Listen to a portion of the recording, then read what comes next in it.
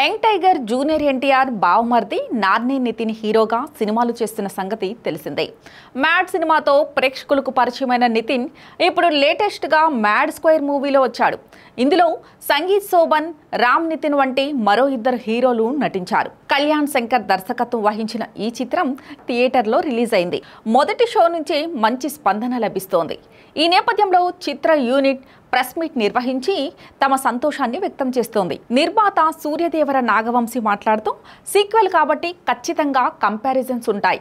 కొంతమందికి mad cinema నచ్చి ఉండొచ్చు, కాలేజీలో లవ్ వంటివి నచ్చిన వాళ్ళు ఉంటారు. కానీ నేను చెప్తున్నా, మ్యాడ్ స్క్వేర్ మొదటి రోజు వసూళ్లు చాలా ఏరియాల్లో మ్యాడ్ క్లోజింగ్ ఫిగర్స్గా వస్తాయి. ఇది మాస్ సినిమా, దీనికి ఇంకా ఎక్కువ రీచ్ ఉంటుంది అని అన్నారు.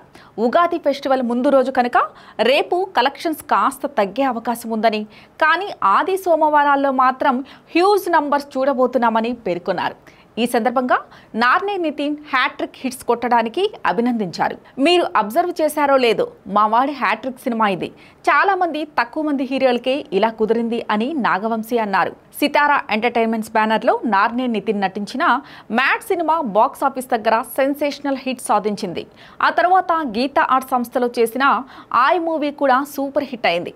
ఇప్పుడు లేటెస్ట్గా వచ్చిన మ్యాడ్ 2 సినిమాకి ఆడియన్స్ నుంచి మంచి రెస్పాన్స్ వస్తుంది. ఫస్ట్ పార్ట్ మాదిరిగా కాలేజ్ బ్యాక్ డ్రాప్ లో ఉంటుందని ఊహించిన జనాలు మాత్రం కాస్త డిసప్పాయింట్ అయ్యారు. కానీ మిగతా వాళ్ళు మాత్రం కామెడీని బాగా ఎంజాయ్ చేస్తున్నారు. థియేటర్లలో పగలబడి నవ్వుతున్నారు.